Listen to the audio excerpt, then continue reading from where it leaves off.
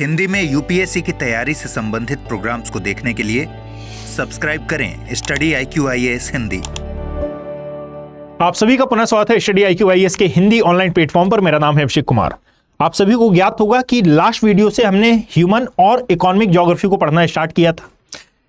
अभी एक वीडियो हुआ है ह्यूमन और इकोनॉमिक ज्योग्राफी का। यदि अभी तक आपने वो वीडियो नहीं देखा है तो आप इसको एक बार अवश्य देख लें, ताकि आपको मालूम रहे कि सर ज्योग्राफी का जो करंट अफेयर होता है इससे किस प्रकार के क्वेश्चन आ सकते हैं। प्रायः हमको समझ में नहीं आता कि ज्योग्राफी, एनवायरमेंट, इकोलॉजी, इन सब्जेक्ट के करंट अफेयर के क्वेश्चन कैसे आएंगे। तो ह्यूमन और इकोनॉमिक ज्योग्राफी से आप इसको समझ सकते हैं।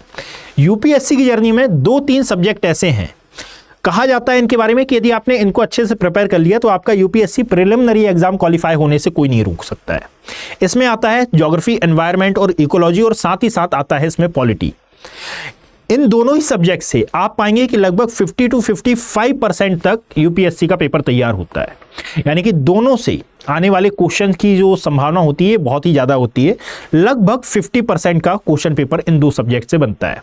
तो ये 2 सब्जेक्ट तो आपके परिपक्व होने ही चाहिए, और इनको परिपक्व बनाने के लिए आज शाम अर्थात 14 फरवरी शाम 5 बजे से अभिनव बौरे सर के गाइडेंस में आप कवर करने जा रहे हैं इंडियन ज्योग्राफी और इसके साथ इंडिया का एनवायरमेंटल पॉइंट ऑफ व्यू। यानी कि आप समझ सकते हैं कि वे तमाम यूपीएससी एस्पिरेंट जो भी 2025 में अपने एग्जाम को फेस कर रहे हैं, यूपीएससी एग्जाम को फेस कर रहे हैं, और जो 2026 या 27 में करेंगे, उन तमाम स्टूडेंट के लिए ये सीरीज बहुत ज़्यादा यूजफुल होने वाली है। तो आज शाम 5 बजे इस सीरीज से ज्वाइन होना ना भूलें। और साथ ही साथ याद रखें कि किसी भी सीरीज को स्टार्ट करना बहुत ज़्यादा आसान होता है, परंतु उसकी एंडिंग बहुत ही ज़्यादा मुश्किल होती है। ऐसा मैं इसलिए बोल रहा हूँ क्योंकि स्टूडेंट शुरुआत में बहुत ज़्यादा एंगेजमेंट बताते हैं कि हाँ हमें पढ़ना है। आप स्वयं को देखिए कि जब आपने यूपीएससी की जर्नी स्टार्ट की होगी तो एक अलग मोटिवेशन के साथ की होगी, परंतु फिर धीरे धीरे हमारा इंटरेस्ट कम होते जाता है। इस इंटरेस्ट को बनाए रखना काफ़ी ज़्यादा आवश्यक होता है। इसीलिए आप कोई भी सीरीज ही स्टार्ट करते हैं तो इस सीरीज़ को आप शुरू से लेकर अंत तक देखें। ऑलरेडी स्टडी IQIAS हिंदी के प्लेटफॉर्म पर अमृत सर के द्वारा पॉलिटी की सीरीज चलाई जा रही है, ओम सर के द्वारा यहाँ पर ज्योग्राफी की सीरीज चलाई जा रही है, और ज्योग्राफी की एक और सीरीज आ रही है अब। इन तीनों ही सीरीज को यदि आप कवर कर लेते हैं तो मैं दावे के साथ कहता हूँ कि आपका यूपीएससी प्रिलिमिनरी एग्जाम का एक अच्छा खासा सिलेबस कवर हो जाएगा। तो आज इस सेशन से जुड़ना ना भूलें। और यदि आपको इन वीडियोस के PDF चाहिए हो तो आप मुझसे कनेक्ट हो सकते हैं Abhishek Kumar geography Telegram channel पर। यहाँ पर आफ्टर अपलोडिंग दी वीडियो मैं समस्त प्रकार की PDF अपलोड कर देता हूँ, आप इनको प्राप्त कर सकते हैं। और तमाम प्रकार के जितने भी सूचना होती है मैं यहाँ पर अपलोड करते जाता हूँ, तो आप मुझसे यहाँ पर कनेक्ट हो सकते हैं। यह है मेरे social media platform. Telegram channel का नाम है अभिषेक कुमार, तो यहाँ पर भी आप मुझसे कनेक्ट हो सकते हैं। चलिए प्रारंभ करते हैं आज का लेक्चर, जिसमें पहले बोला गया है कि वही एक साइड नदियां दी गई हैं और दूसरी साइड ये नदियां किस एरिया में अपना मुहाना बनाती हैं, यानी कि अपना जल विसर्जित करती हैं, इसके बारे में जानकारी दी गई है। और नीचे पूछा गया है कि उपरोक्त में से कौन सा या कौन से युग्म सही सुमेलित हैं। ऑप्शन है 1, 2, केवल 3, 3 और 4, और केवल 1, 2 या 4। इनके आधार पर हम डिस्कस करते हैं। देखिएगा, सबसे पहले बात आती है मेकोंग नदी की, और बताया गया है कि यह अंडमान सागर में अपना मुहाना बनाती है। मैपिंग यदि आपने थोड़ी बहुत की हो तो मैपिंग के परिप्रेक्ष्य में आपको पता होगा कि भाई ये जो मेकोंग नदी है ये असल में दक्षिण चीन सागर अर्थात साउथ चाइना सी में अपना जल विसर्जित करती है। ठीक है, ये जिस क्षेत्र से प्रवाहित होती है वो है चीन का यूनान वाला क्षेत्र, और यहां से प्रवाहित होते हुए ये साउथ ईस्ट एशिया में जाती है, यानी कि यूनान भी है और साथ में तिब्बत जो कि चाइना के अंडर में ही आता है, वहां से ये मेनली प्रवाहित होती है। याद रखिएगा, ये साउथ चाइना सी में साउथ ईस्ट एशिया में जाकर गिरती है, यानी कि थाईलैंड और कंबोडिया की ये नेचुरल बॉर्डर भी क्रिएट करती है। तो ये वाला स्टेटमेंट तो हो गया गलत, परंतु इसके अलावा मेकोंग नदी के बारे में और क्या क्या फैक्ट निकल के आते हैं। याद रखना, साउथ ईस्ट एशिया की ये लार्जेस्ट रिवर कहलाती है, यानी कि सबसे लंबी नदी है।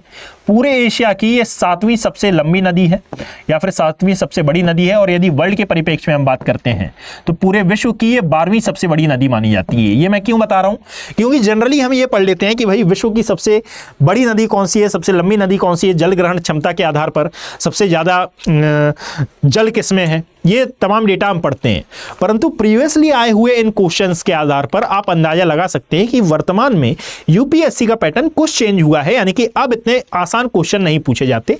इसीलिए मैं हर एक क्वेश्चन के 2-3 फैक्ट आपको बता देता हूं। ये 2-3 फैक्ट इसलिए नहीं है कि वीडियो की लेंथ लंबी हो जाए, अपितु ये 2-3 फैक्ट इसलिए हैं ताकि आप इनको नोट डाउन करें, इनको लिखें और साथ ही साथ इनको रिवाइज, जब भी आप सिलेबस रिवाइज करेंगे तो इनको भी साथ में रिवाइज करें। यह आपके नॉलेज को भी एनहेंस करता है और साथ ही साथ आपके यूपीएससी में क्वालिफाई होने की चांसेस को भी बढ़ाता है। यानी कि इसी को कहा जाता है कि भाई तैयारी सभी लोग कर रहे हैं, पर आपने तैयारी में क्या एक्स्ट्रा किया, ये एक्स्ट्रा की बात यहां पर हो रही है। ठीक है, साथ ही साथ यानी कि पहला स्टेटमेंट हमारा रॉन्ग हो जाता है। सेकंड बात है थेम्स नदी के बारे में, जो कि एक्चुअली इंग्लैंड में प्रवाहित होती है। और याद रखिएगा इसके कुछ प्रमुख शहर हैं, जैसे कि रीडिंग है ना, इसी का एक शहर आपको देखने के लिए मिलेगा,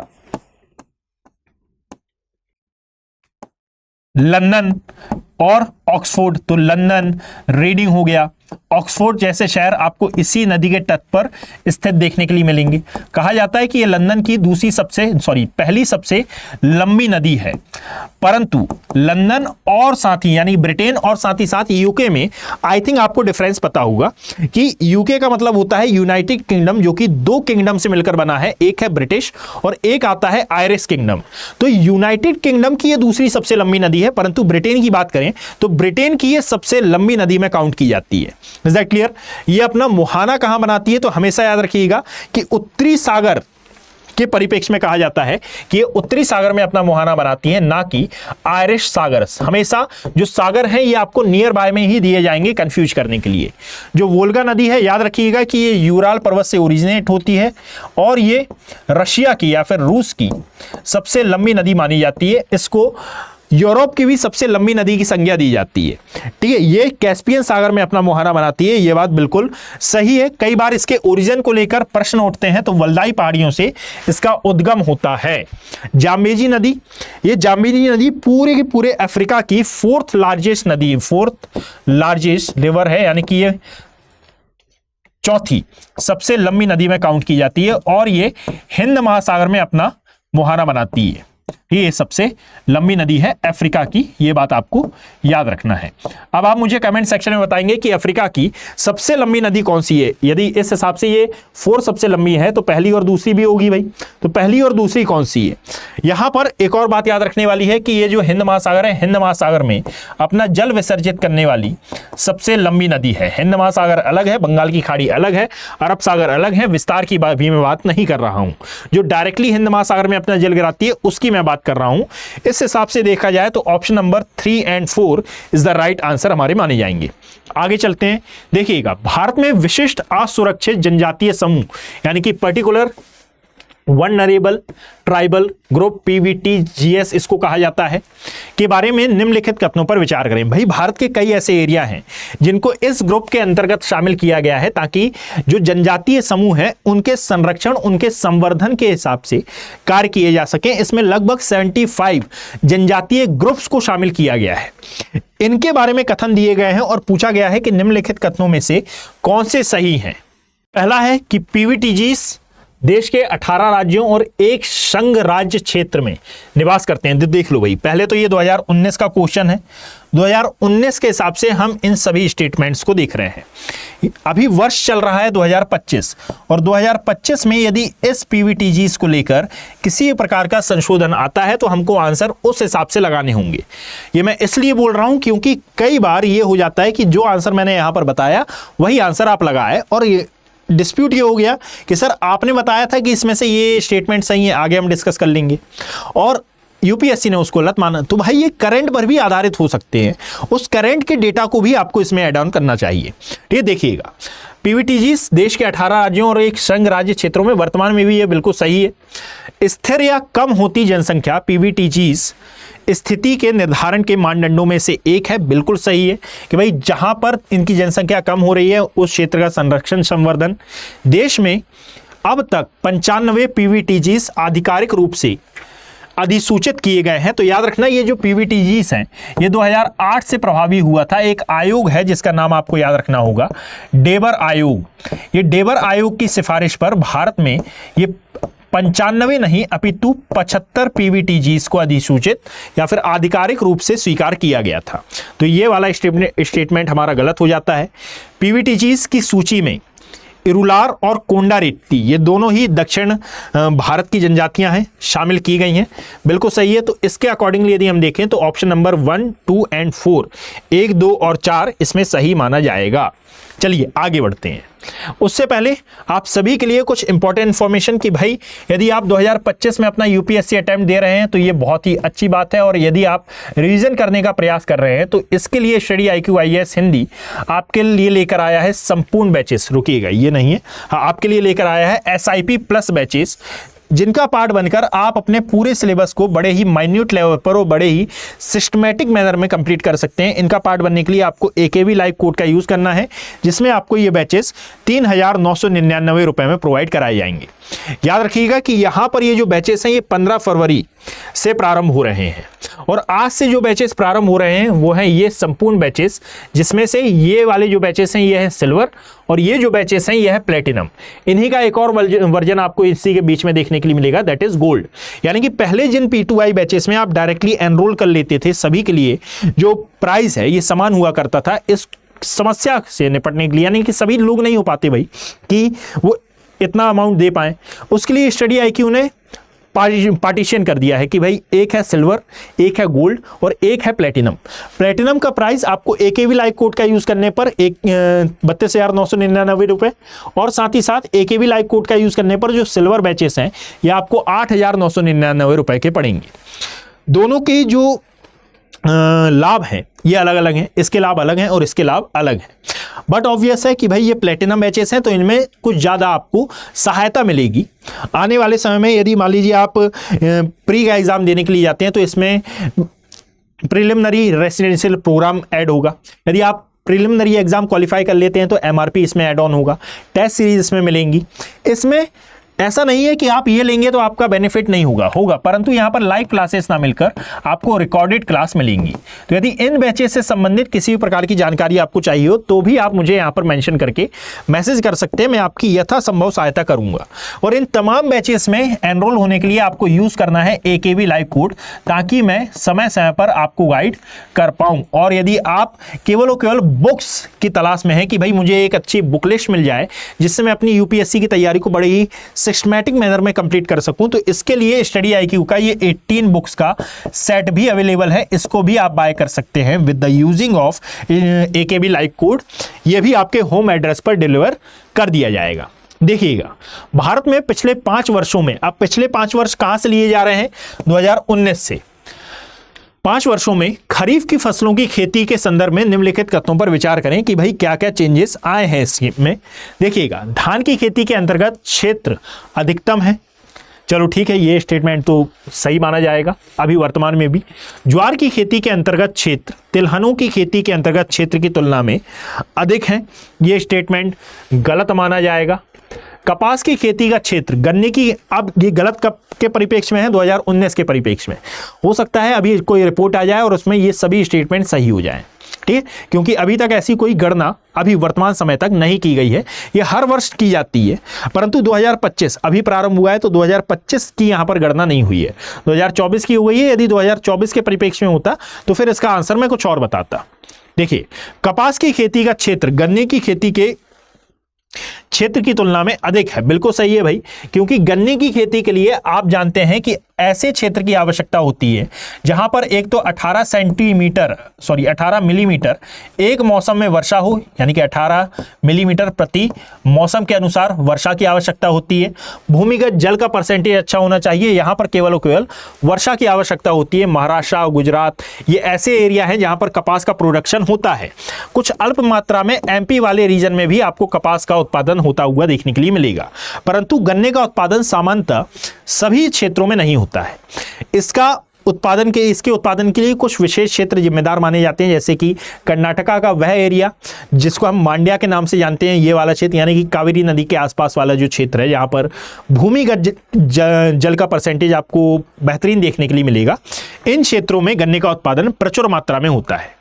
तो गन्ने की खेती के अंतर्गत क्षेत्र निरंतर घटा है। तो भाई घटने की बात नहीं की जा रही है, पहले से ही हमारे पास कम था। इसके अकॉर्डिंगली यदि हम ऑप्शन लेते हैं कि कौन से सही हैं, तो केवल और केवल 1 और 3 इसमें सही माने जाएंगे। आगे बढ़ते हैं। भारत द्वारा आयातित कृषि जिन्सों में पिछले 5 वर्षों में निम्नलिखित में से किस एक का मूल्य के आधार पर अधिकतम आयात रहा है? तो इसकी एक टेबल ही आप याद कर लीजिए कि भाई यदि 2019 से लेकर अभी तक की आप बात करोगे तो सबसे ज्यादा जो हम आयात कर रहे हैं वो है वनस्पति तेल। यानी कि नो डाउट ये आपको पहले नंबर पर पहले भी देखने के लिए मिलता था और आज भी आपको देखने के लिए मिलता है। आफ्टर दैट यहां पर आती हैं दालें, यानी कि दलहन दूसरे नंबर पर है, जो तिलहन जो ताजे फल हैं ये तीसरे नंबर पर आते हैं, और ये जो मसाले हैं ये चौथे नंबर पर आपको आयातित देखने के लिए मिलेंगे।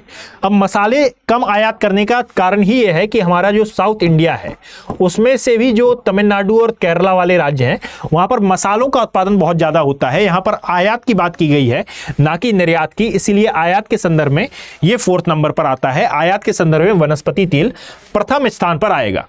इसका एक और कारण है भाई कि हमारे यहाँ जो स्टॉक करने की क्षमता है वनस्पति तेलों को, आपने शायद सुना होगा कि भारत एक ऊर्जा न्यून देश है, यानी कि आज भी ये डेली बेसिस पर जितना ईंधन यूज होना है उतना आयात ही करता है, बाहर से मंगाता ही है। और इसका सबसे बड़ा कारण है कि भारत अभी ऊर्जा का उत्पादन नहीं करता, या फिर यूं कहा जाए कि इन खनिज भंडारों का उतना अच्छा उत्पादन करता नहीं है। ठीक है, तो आयात के परिप्रेक्ष्य में वनस्पति तेल ये बहुत प्रथम स्थान पर आएगा भाई। ठीक है, अब अभी हाल ही में निम्नलिखित में से किन देशों में लाखों लोग या तो भयंकर, अब वनस्पति तेल खनिज तेल में कंफ्यूज नहीं होना है ना, ये दोनों कंटेक्स्ट अलग अलग हैं, आई थिंक आप समझ गए होंगे। लाखों लोग या तो भयंकर अकाल या फिर कुपोषण से प्रभावित हुए हैं या उनकी युद्ध संजातीय संघर्ष के चलते उत्पन्न भूखमरी के कारण मृत्यु हुई है। इस संदर्भ में भाई यमन था, ओमान था, 2018 के आसपास आप देखेंगे तो ये सभी चर्चा में था। यमन और साउथ सूडान इसमें महत्वपूर्ण भूमिका निभाते हैं, यानी कि ये भी उस लिस्ट में शामिल थे। बेसिकली यमन भी था, इसमें नाइजीरिया भी था, साउथ सूडान भी था, सोमालिया भी था, और शायद इसीलिए यहाँ पर एक अलग अलग प्रकार की समस्याएं आपको देखने के लिए मिलती हैं। सोमालिया तो आज भी पायरेसी पर निर्भर है, यानी कि यहाँ के यूथ सूखा और भूखमरी के चलते आज भी पायरेसी करते हैं, जो लाल सागर से आने जाने वाले जहाज हैं उनको लूटने का कार्य कर लेते हैं। ये कभी कभी समाचारों में उल्लेखित पद 2 स्टेप सॉल्यूशन किसकी गतिविधियों के संदर्भ में आता है? भाई 2 स्टेप सॉल्यूशन ये अक्सर हम इजराइल के संदर्भ में देखते हैं। 2022 में भी ये काफी खासा चर्चा में रहा था, तो ये 2018 का क्वेश्चन है, उस समय भी इजराइल के संदर्भ में आप इसका प्रयोग करते थे। निम्नलिखित कथनों पर विचार करें। भारत में राज्य सरकारों को गैर कोयला खदानों की नीलामी करने का अधिकार नहीं है। भाई यहां पर बोला ही गया है कि गैर कोयला क्षेत्र, तो गैर कोयला खदानों की नीलामी करने का अधिकार क्यों नहीं होगा राज्य सरकार को? ये वाला स्टेटमेंट गलत हो जाता है। पूछा क्या गया है कि कौन से सही हैं। आंध्र प्रदेश और झारखंड में सोने की खदानें नहीं है। इसके बारे में एक कंफ्यूज करने वाला पॉइंट ये सुन लेना कि ऐसा नहीं है कि भारत में सोने की खदानें नहीं है, अर्थात गोल्ड माइंस नहीं है। गोल्ड माइंस हैं, परंतु याद रखें कि इनका प्रोडक्शन नहीं होता है भारत में। अर्थात जो KGF मूवी आपने देखी है ना कि यहां पर गोल्ड का प्रोडक्शन हो रहा है, गोल्ड निकाला जा रहा है, तो भाई रिसोर्सेस हैं भारत के पास, प्रोडक्शन ये नहीं करता है। आज भी आप देखेंगे तो गोल्ड को हम बाहर से मंगाते ही हैं, अर्थात आयात ही करते हैं। ऐसा नहीं है कि झारखंड में सोने की खानें नहीं है, बिल्कुल है। ऐसा भी नहीं है कि आंध्र प्रदेश में नहीं है, बिल्कुल है। परंतु यदि यहां पर लिखा होता है, यहां पर बोल दिया गया है कि खदानें नहीं है, तो ये स्टेटमेंट गलत हो जाएगा। यदि यहां पर बोल दिया गया होता कि सोने की खदानों से उत्पादन नहीं किया जाता तो ये स्टेटमेंट सही होता। कारण क्या है? खदानें तो हमारे यहाँ बहुत सारी हैं, परंतु उत्पादन नहीं होता। यदि स्टॉक की दृष्टिकोण से हम देखते हैं कि रिसोर्सेज सबसे ज्यादा कहां पर हैं, तो बिहार में भी आपको ये सोना मौजूद देखने के लिए मिलेगा। इंटरेस्टिंग पॉइंट है, पर सही है कि 40% के आसपास आपको बिहार में देखने के लिए मिलता है ये, परंतु हम उत्पादन नहीं करते हैं। तो उत्पादन और रिसोर्सेज में फर्क होता है, दोनों में जमीन आसमान का डिफरेंस है। मेरे पास धन है, रिसोर्स है मेरे पास, पर मैं यूपीएससी की तैयारी करना नहीं चाहता, यानी कि मैं क्रियान्वयन नहीं कर रहा हूं उसका। दोनों में फर्क है ना, कि ऐसा नहीं है पैसा है, पैसा नहीं है, पैसा है, परंतु मैं इस XYZ काम में लगाना नहीं चाहता। तो दोनों में फर्क है। ठीक है, समझिएगा कि राजस्थान में लॉ एस की खदानें हैं, बिल्कुल हैं भाई, लॉ एस की खदानें आपको बिल्कुल देखने के लिए मिलेंगी। बेसिकली ये मैं बिना सोचे समझे इसलिए बोल दिया हूं क्योंकि जब आप इंडियन ज्योग्राफी पढ़ते हैं तो उसमें आप पढ़ते हैं कि जो अरावली माउंटेन वाला एरिया है वहां पर आर्केन क्रम की चट्टानें पाई जाती हैं और इन आर्केन क्रम की चट्टानें, आर्केन भी पाई जाती हैं, धारवाड़ भी पाई जाती हैं, और इन दोनों ही चट्टानों में आपको भारी खनिज की प्रधानता देखने के लिए मिलती है। तो यहां पर भारी चट्टानें मिलती हैं, इसलिए भारी खनिज भी यहां पर प्रेजेंट आपको मिलेंगी। ठीक है, अब इनका उत्खनन नहीं हो, यानी कि इनका अवैध खनन नहीं हो रहा है। अवैध खनन यदि इसका करंट पॉइंट ऑफ व्यू देखें तो अवैध खनन यहां पर हो रहा है बलुआ पत्थर का, और जो ग्रीन वॉल बेल्ट है वो भी इसी से संबंधित है। ये खासा चर्चा में रही है ग्रीन वॉल, यानी कि हरित पट्टी, जिसमें अरावली पर हम पुनः वृक्षावरण को बढ़ावा दे रहे हैं। इसके कंटेक्स्ट में अरावली वाला जो क्षेत्र है ये इंपॉर्टेंट है। भारत में जैविक खेती के संदर्भ में निम्नलिखित कथनों पर विचार करिए। क्या बोला जा रहा है भाई इसमें? देखिएगा, सबसे पहले बोला जा रहा है कि कौन से सही है और कौन से गलत। जैविक उत्पादन के लिए राष्ट्रीय कार्यक्रम NPOP है, इसके बारे में आप डिटेल में पढ़ते हैं बाद में। ये केंद्रीय ग्रामीण विकास मंत्रालय के मार्गदर्शन और निर्देश के अधीन संचालित होता है। जैविक उत्पादन के लिए राष्ट्रीय कार्यक्रम केंद्रीय ग्रामीण विकास मंत्रालय के मार्गदर्शन और निर्देश के अधीन संचालित होता है। नहीं, ये वाला स्टेटमेंट रॉन्ग है।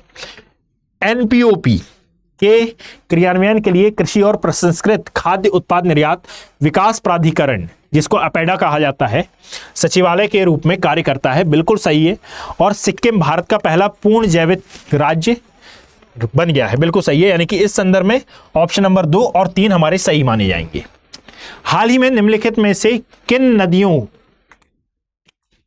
को जोड़ने का कार्य किया गया था? 2016 का क्वेश्चन है, इसको 2024 के अकॉर्डिंगली हमको सॉल्व नहीं करना है। यदि 2024 का ये क्वेश्चन आया, यानी कि 2025 में यदि ये क्वेश्चन आया, तो ये केन बेतवा लिंकिंग प्रोजेक्ट अभी चर्चा में है, तो समझ जाइएगा इससे आया है। अभी इस संदर्भ में यदि हम बात करें तो गोदावरी और कृष्णा 2016 में इनको जोड़ने का प्रयास किया गया था, और ये उससे संबंधित था भाई। तो कौन सा है? गोदावरी और कृष्णा। प्रेजेंट टाइम में केन और बेतवा लिंकिंग प्रोजेक्ट बहुत ज्यादा चर्चा में है, और ये जो प्रोजेक्ट था इसका नाम था पट्टा सीमा प्रोजेक्ट। ठीक है, एक बार इसको ध्यान में रख लेना। ठीक है, ये ध्यान में रखना क्यों आवश्यक है? क्योंकि भाई केन बेतवा लिंकिंग प्रोजेक्ट चर्चा में था। अब केन बेतवा के बारे में आप सभी ने पढ़ा होगा कि पन्ना टाइगर रिजर्व इसके कारण खतरे में है, यहाँ की जैव विविधता खतरे में है, ये तो सभी ने पढ़ ही लिया है ना। वो इससे जुड़े हुए तथ्यों को पूछेगा। हो सकता है कि ये वाटरवेज के बारे में बात कर ले, जल मार्गों के बारे में बात कर ले, अलग अलग कंटेक्स्ट इसके बारे में निकाल ले। ठीक है, तो ये सभी आपको याद रखना है। निम्नलिखित युगों पर विचार करिए। समाचारों में कभी कभी या फिर कभी कभी उल्लेखित समुदाय, और ये किसके मामले में है ये दिया हुआ है। अब मेरे को कुर्द के बारे में जानकारी नहीं है, फिर भी एक अंदाजा हम लगाएंगे। रोहिंग्या, ये बांग्लादेश और म्यांमार के एक मुस्लिम समुदाय के बारे में बातचीत होती है यहाँ पर। ये अवैध घुसपैठिए भी माने जाते हैं। मदेशी, भाई ये नेपाल का निचला क्षेत्र, वह क्षेत्र है बेसिकली जो कि जहां पर आपको इंडियन पॉपुलेशन ज़्यादा देखने के लिए मिलती है। यदि कुर्द की हम बात करें तो जहां तक मैं रिकॉल कर पा रहा हूं, ये कुर्द वाला क्षेत्र आपको ईरान और इराक के आसपास वाले रीजन में देखने के लिए मिलेगा। परंतु अपनी शंका को दूर करते हुए आप इसको एक बार रीचेक जरूर कर लेना। मेसोपोटामिया से संबंधित ये मैंने नाम पढ़ा है कहीं ना कहीं, बांग्लादेश से संबंधित ये नहीं है। तो मेरे अकॉर्डिंगली इसका जो सही उत्तर होगा ये होगा भाई कौन से सही सुमेलित है। तो यहां पर 2 और 3 सही सुमेलित माने जाएंगे। आगे चलते हैं भाई। भारत के निम्नलिखित क्षेत्रों में से किसमें या किनमें शैल गैस के संसाधन पाए जाते हैं? शैल गैस एक प्रकार की नेचुरल गैस है। अब आप ये देखकर डायरेक्टली आंसर लगा देंगे कृष्णा और गोदावरी बेसिन में, डायरेक्ट हम आंसर लगाएंगे। परंतु याद रखना यहां पर सबसे ज्यादा पाए जाते हैं, यहां से हम उत्पादन करते हैं। इसी का यूएसए के द्वारा, यानी कि यूएसए के साथ जब आप संबंध पढ़ते हैं तो इसी का अंतर्राष्ट्रीयकरण भी आप देखते हैं। परंतु इसका मतलब ये नहीं है कि कावेरी और कैम्बे बेसिन में ये नहीं पाए जाते। दोनों बेसिन क्षेत्रों में ये आपको प्रेजेंट दिखाई देते हैं। तो इस अकॉर्डिंगली 1, 2 और 3 हमारा राइट आंसर माना जाएगा। आगे चलते हैं। हाल ही में निम्नलिखित में से किस एक भाषा को शास्त्रीय भाषा या क्लासिकल लैंग्वेज का दर्जा दिया गया है? देखिएगा भाई, वर्तमान में 6 भाषाएं ऐसी हैं जिनको क्लासिकल लैंग्वेज का दर्जा दिया गया है। इनमें से आंसर है ये उड़िया। ठीक है, आंसर मैं बता देता हूं उड़िया। अब आपकी ये रिस्पॉन्सिबिलिटी है कि आप मुझे कमेंट सेक्शन में बताएं। कारण ये है कि ये लास्ट क्वेश्चन था, मैंने इसका आंसर ही बता दिया फ्लो में। परंतु अब ये 5 लैंग्वेजेस कौन सी हैं ये आप मुझे कमेंट सेक्शन में बताइए। ठीक है, ताकि मुझे भी मालूम चल सके कि ये जो सीरीज़ है ये आपके लिए काम की है या नहीं है। 2-3 का नाम मैं बता देता हूँ, जैसे कि लाइक तमिल है, 2004 में इसको शामिल किया गया था, संस्कृत को 2005 में शामिल किया गया था, उड़िया को 2014 में शामिल किया गया था। ये 3 मैंने बता दी। अब 3 आप मुझे कमेंट सेक्शन में मेंशन करके बताइएगा ताकि मुझे मालूम चले कि आपकी प्रिपरेशन कितनी बेहतरीन चल रही है। यदि सीरीज़ पसंद आई हो तो इसको शेयर करिएगा और मिलते हैं ऐसे ही और 10-12 क्वेश्चन के साथ अगली सीरीज़ में। तब तक के लिए बेस्ट ऑफ लक। हिंदी में यूपीएससी की तैयारी से संबंधित प्रोग्राम्स को देखने के लिए सब्सक्राइब करें स्टडी IQ IAS हिंदी।